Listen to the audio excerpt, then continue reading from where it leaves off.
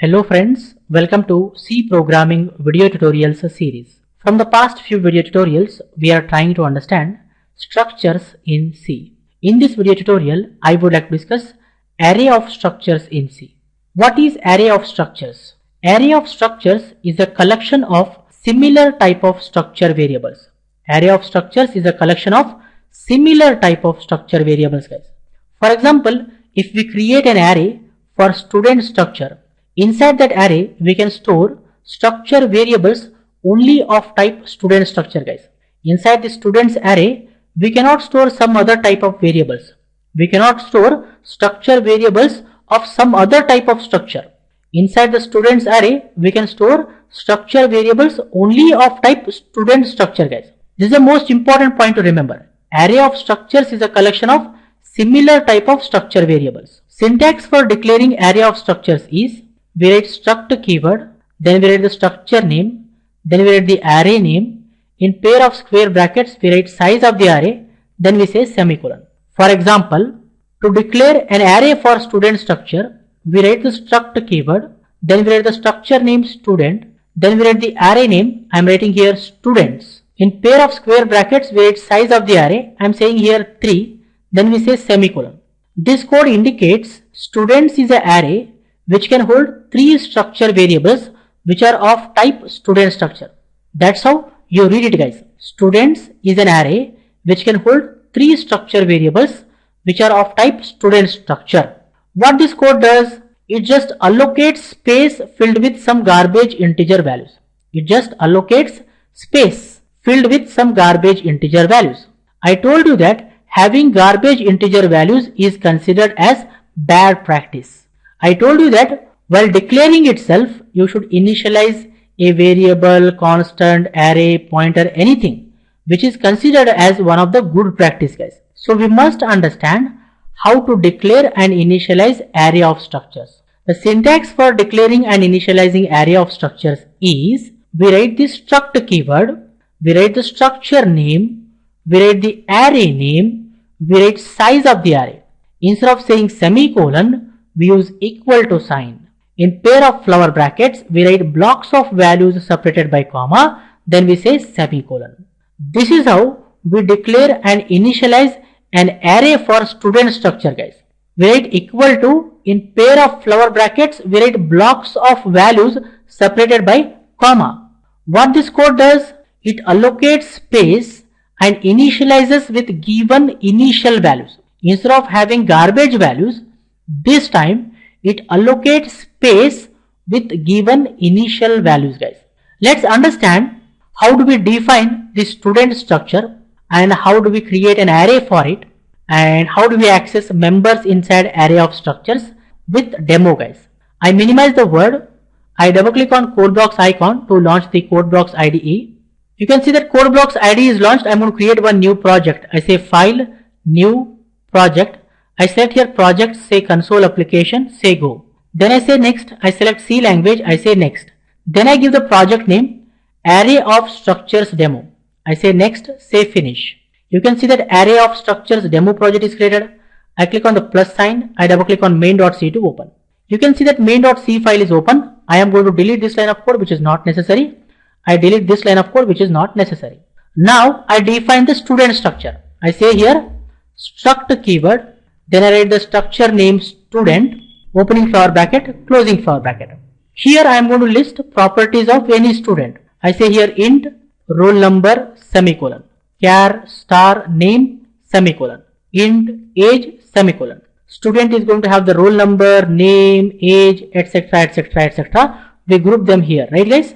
That's how we define student structure. I told you that once we define a structure, we can create n number of structure variables for it. To create n number of structure variables, I am going to take help of arrays here. What I do, I say here struct, then I write the structure name student, then I write the array name, I say here students, then we write the size of the array, I say 3, which indicates students is an array which can hold 3 structure variables which are of type student structure. Then we say equal to, in pair of flower brackets, we write blocks of values separated by comma, guys. Opening flower bracket, closing flower bracket, comma, opening flower bracket, closing flower bracket, comma, opening flower bracket, closing flower bracket. First pair of flower brackets indicate first structure variable. Second pair of flower brackets indicate second structure variable. Third pair of flower brackets indicate third structure variable. You must and should remember that first structure variable is going to have the index 0 because arrays follow 0 based indexing, right guys? First structure variable is going to have the index 0, next structure variable is going to have the index 1, next structure variable is going to have the index 2 guys. Here we are going to initialize values. Structure variable with the index 0 should have roll number 1, name Suresh, age 27. Structure variable with the index 1 should have roll number 2, name Ramesh, age 28. Structure variable with the index 2 should have the roll number 3, name Rupesh, age 29. That's how we declare and initialize array of structures guys. We need to understand what happens when this code is executed inside the memory. Here we have 9 values, right? So what computer does? It allocates 9 memory locations guys, each of 4 bytes. First 3 memory locations are grouped into one block. Next 3 memory locations are grouped into one block. Next 3 memory locations are grouped into one block. First block is going to have the index 0 because arrays follow 0 based indexing. Next block is going to have the index 1. Next block is going to have the index 2. Each block indicates a structure variable guys. So it is an array of structure variables. First block is going to have the name students of 0. Next block is going to have the name students of 1. Next block is going to have the name students of 2. First memory location is dedicated for student 0 roll number. Next memory location is dedicated for student 0 name. Next memory location is dedicated for student 0 age. Next memory location is dedicated for student 1 roll number. Next memory location is dedicated for student 1 name. Next memory location is dedicated for student 1 age. Next memory location is dedicated for student 2 roll number. Next memory location is dedicated for student 2 name. Next memory location is dedicated for student 2 age. And each memory location is going to have the address. First memory location is going to have the address #20, let's take. Next memory location is going to have the address #24. Next memory location is going to have the address #28 and so on. Last memory location is going to have the address #52. Here name is a pointer variable, so it holds the address of another memory location guys, right? That's what happens when this code is executed. That's what happens inside the memory. Now we need to understand how do we access members inside each structure variable, right? The syntax for accessing member in the array of structures is we write the array name. In pair of square brackets we write the index of the structure variable. Then we write dot. Dot is a member access operator. Then we write the member name. If we say students of 0 dot roll number, we get 1 because structure variable with the index 0 has the roll number 1. Here students 0 dot roll number has the value 1, right? So I say here printf in double quotations I say students of 0 roll number equal to %d \n comma I say here students of 0 dot roll number semicolon. I say here students of 0 roll number equal to this %d is replaced by the value of students of 0 dot roll number. If I say build and run, it displays students of 0 roll number equal to 1. I close it. I am going to copy this line of code and paste down. Here I say students of 0 name equal to, I say %yes because it is of type string guys. Name is of type string. So I am saying %yes. I say students of 0 dot name. If I say build and run, it displays students of 0 name is Suresh. I close it. I am going to copy this line of code and paste down. Here I say students of 0 age. Age is of type integer. So I say here %d. Here I say students of 0 age. If I say build and run, it displays students of 0 age is 27. 1 Suresh 27, right? 1 Suresh 27. Similarly, we can display values for student 1 and student 2. I say here printf in double quotations, I say /n semicolon. I'm adding one blank line, guys. I'm going to copy these 4 lines of codes and paste here. I say students of 1, students of 1, students of 1. I say students of 1, students of 1, students of 1. If I say build and run, it displays students of 1 roll number is 2, student of 1 name is Ramesh, students of 1 age is 28. Students of 1 roll number is 2, students of 1 name is Ramesh, students of 1 age is 28. I am going to copy these lines of codes and paste down. Here I say students of 2, students of 2, students of 2, students of 2, students of 2, students of 2. If I say build and run, it displays students of 2 roll number is 3, students of 2 name is Rupesh, student of 2 age is 29. That's how we access members in a array of structures, guys. I hope you guys have clearly understood. And if you carefully observe, we are executing these 4 lines of codes again and again repeatedly, right?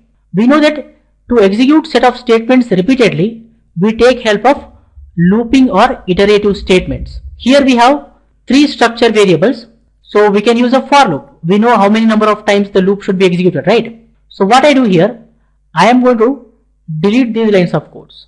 I create one more integer variable, int I equal to 0. We are going to use this variable to loop through structure variables, guys. Then I say here for I is equal to 0. I am initializing I with the value 0 because the first structure variable has the index 0, right, guys? Then I say I less than 3. Less than 3 means 2. You can see that last structure variable has the index 2, which is less than 3. That's the reason I am saying here I less than 3. I say here opening for bracket, closing for bracket. As long as the I value is less than 3, it should execute the body of the for loop. On every iteration of the for loop, I value should be incremented by 1. So I say here I plus plus. First I value is 0. Next it should become 1. Next it should become 2. Next it should become 3. When I value is 3, 3 less than 3 is false. The loop is terminated. Right? I am going to cut these lines of codes from here, Control X, and I paste them here, guys. What this for loop does, it just displays values of structure variable 0, guys. Again and again, 3 times it displays. If I say build and run, you see it displays students of 0 roll number is 1, students of 0 name is Suresh, students of 0 age is 27.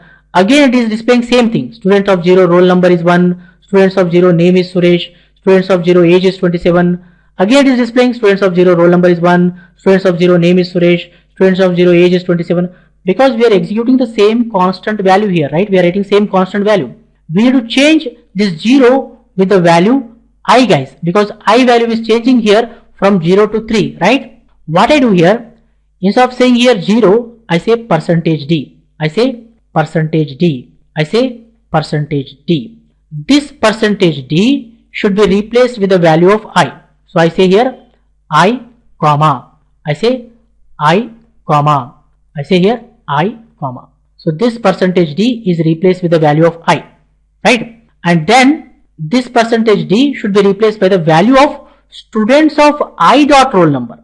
I say here I. Instead of 0, I am using I because first I will be 0. So what happens here? Students of 0 roll number equal to student of 0 roll number will be displayed here. Students of 0 name equal to students of 0 name will be displayed here. Understanding? Next time I value becomes 1. So it displays students of 1, students of 1, students of 1. Next I value becomes 2. It displays students of 2, students of 2, students of 2. Right? So that's how we loop through array of structures and display value of members, guys. If I say build and run, it displays students of 0 roll number is 1, students of 0 name is Suresh, students of 0 age is 27. Next I value becomes 1, right? So it displays students of 1 roll number 2, students of 1 name Ramesh, students of 1 age 28. Next I value becomes 2. So it displays students of 2 roll number 3, students of 2 name Ramesh, name Rupesh, student of 2 age 29. Next I value becomes 3. When I value becomes 3, 3 less than is 3 false. 3 less than 3 is false. So the loop is terminated, guys. I hope you guys have clearly understood how do we define a student structure and how do we create array of structures and initialize, and how do we use loops to loop through array of structures. I think for this video tutorial, this much is enough, friends. I suggest you people to watch this video again and again, understand everything clearly, try the code yourself, experiment with more examples. In the upcoming video tutorials, we are going to discuss more about structures in C programming language. For more benefits and be up to date, please subscribe to my YouTube channel. Don't forget to like, comment and share these videos with others so that everyone will get benefited. Keep learning, keep coding, keep sharing. Thank you guys. Thank you very much. See you in the next tutorial.